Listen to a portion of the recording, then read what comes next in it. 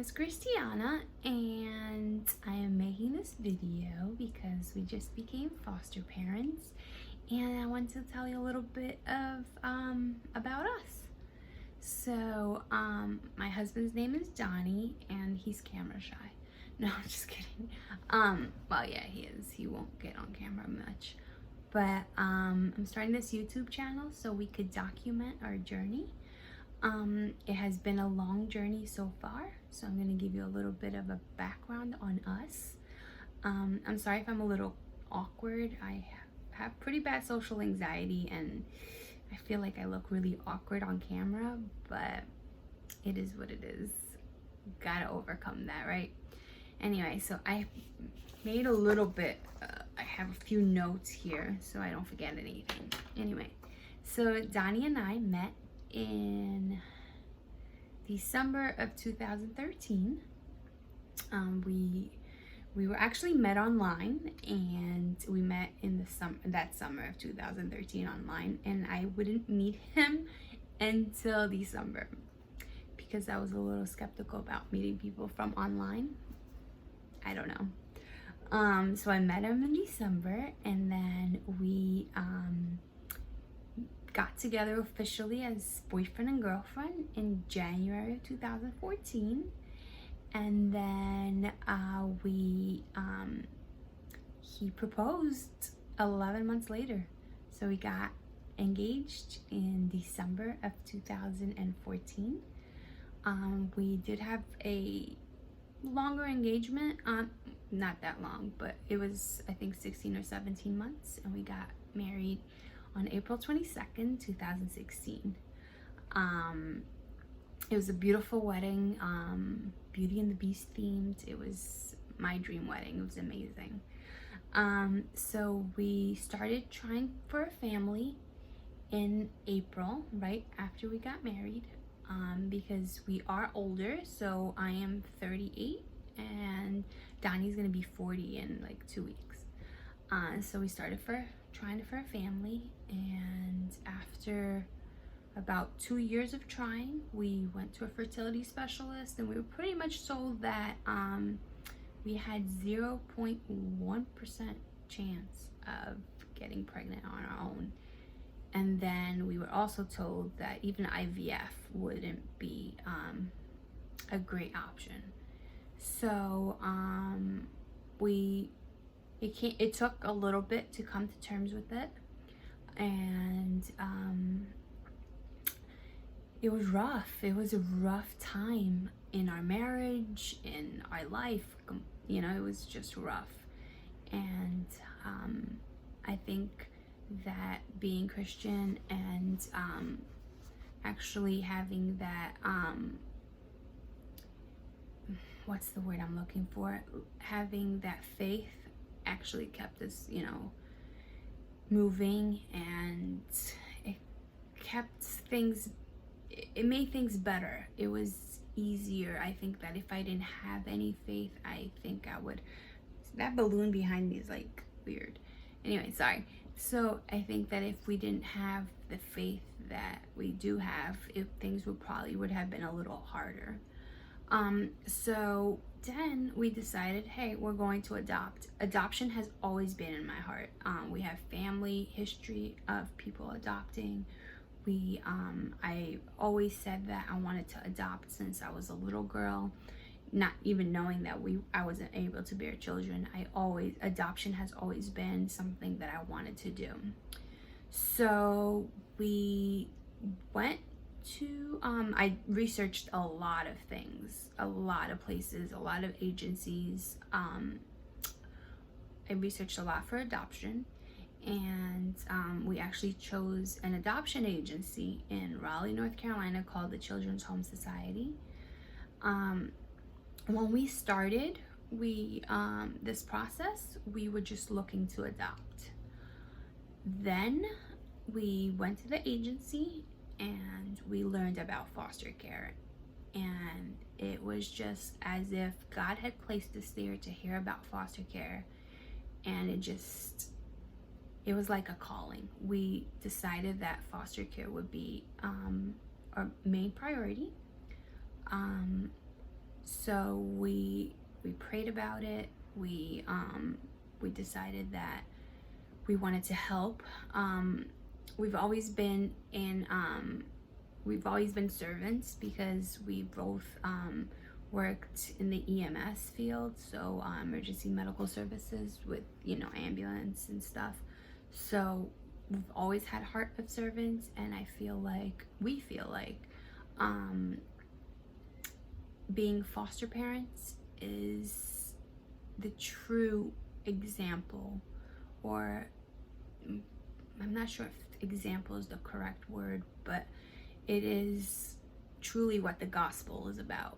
It is about, there's nothing greater than helping others that are in need. For us, foster care is not a way to just adopt. We are committed to reunification. We feel called to help families that are in crisis and in need.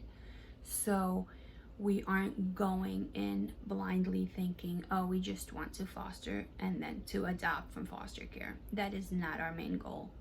Our main goal is definitely reunification. We will also be adopting, but those children are children that are already legally free for adoption. We don't plan to just, you know, pray that we get a child and then they become legally free. No, that's definitely not our goal right now. Our goal is to help those families, like I said before, that are in crisis. And we will also, in the other hand, be adopting children that are legally free. And I'm sorry that if I'm babbling or if I'm repeating myself. I'm a little nervous. I've never really spoken about this, and it's rough. Anyway, so the reason I'm making this video is because we have a large community of ladies and gentlemen now, and on Facebook that have been following our journey. We have a large Facebook group that has been our support system with everything, not just this, any medical issues that we've had or anything. It's been, they've been our backbone.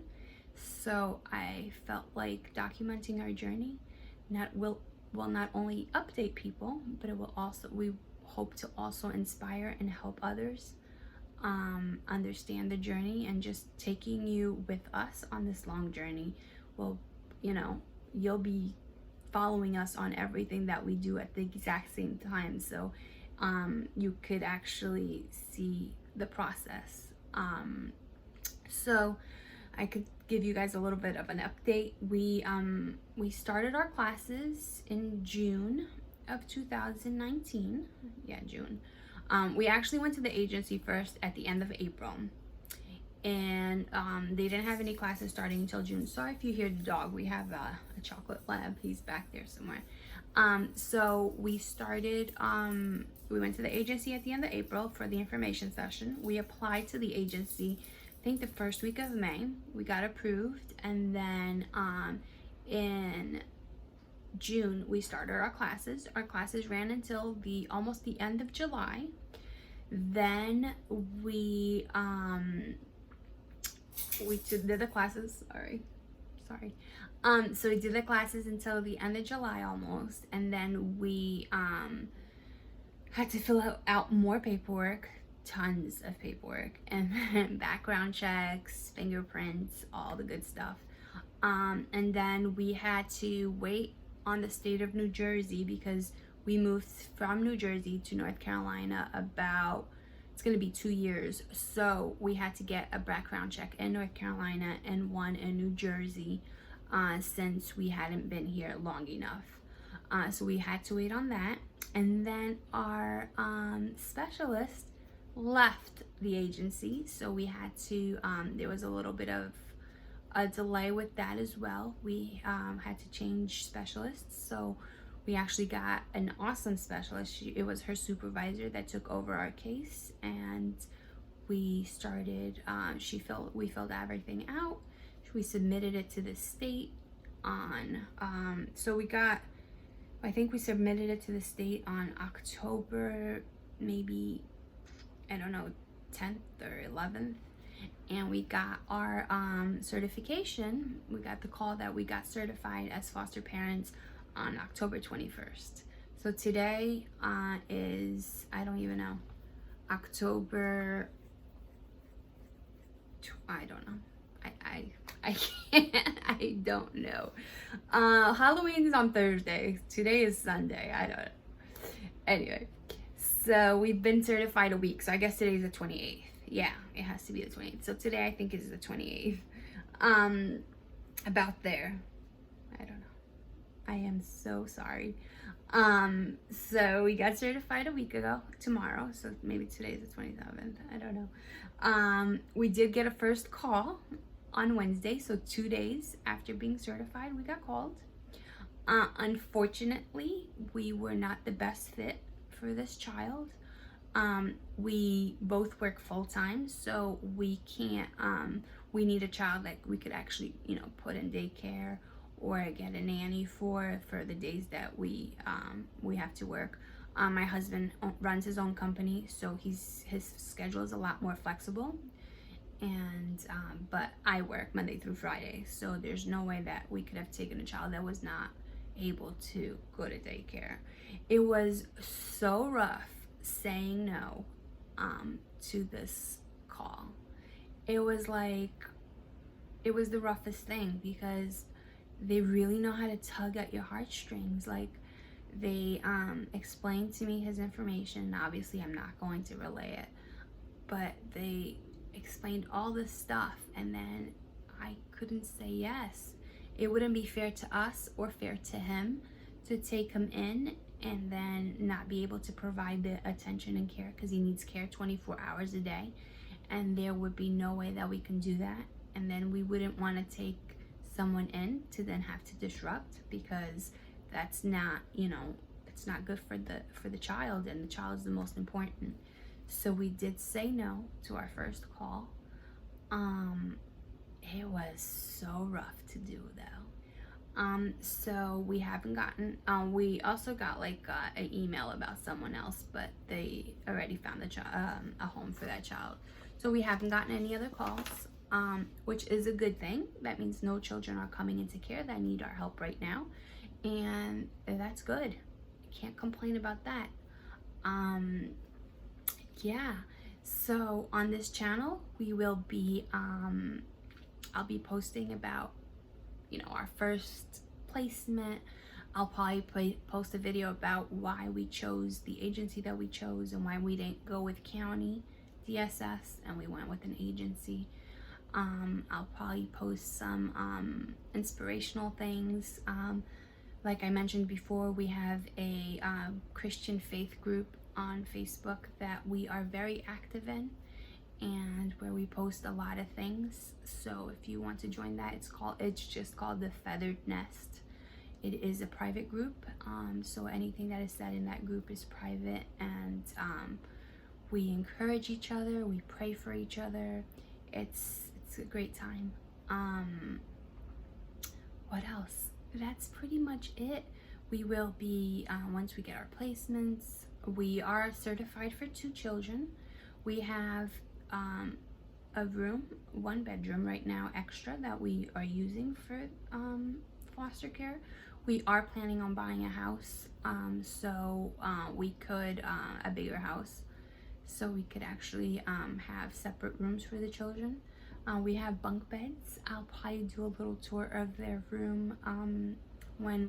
Hey guys, so YouTube cut me off because I went over 15 minutes, so yeah, I had to fix the video. But like, subscribe, and follow us on our journey. Thanks. We'll see you soon.